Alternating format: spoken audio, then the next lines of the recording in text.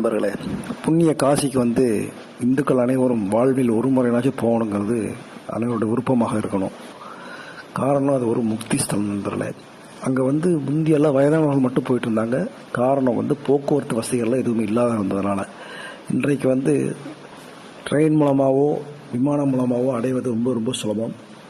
தங்குறதும் பெரிய விஷயம் கிடையாது. பல்வேறு வசதிகள் இருக்கின்றன. அப்புறம் அங்கே போய் தரிசனம் பார்க்கறதுங்கிறது ரொம்ப ரொம்ப சாதாரணமான விஷயம் நண்பர்கள். நம்ம மற்ற திருப்பதி அங்கெல்லாம் இருக்கிற மாதிரிலாம் எந்த பிரச்சனையும் கிடையாது. காசி விஸ்வநாதரை சும்மா ஒரு அடி பக்கத்தில், ஒரு 2 அடி பக்கத்தில் நம்ம எல்லாரும் போய் தரிசனம் பண்ணலாம். சாதாரணமாக போய் க்யூவில் போய் நின்றுட்டு பக்கத்துலேயே போய் பார்த்தலாம். அது இல்லாமல் முந்தியெல்லாம் எல்லாருமே உள்ளே போய் தொட்டு கும்பிட்ற மாதிரி இருந்துச்சு. இப்போ குறிப்பிட்ட சில டைமில் மட்டும்தான் போக முடியுது. அப்படி அவசியம் தொட்டு தரிசனம் பண்ணணும் அப்படின்னு நினச்சோம்னாக்க 4 கால பூஜைகள் நடக்குது அங்கே. காலையில் அதிகாலையில் 3 to 4 மங்கள ஆரத்தின்னு ஒரு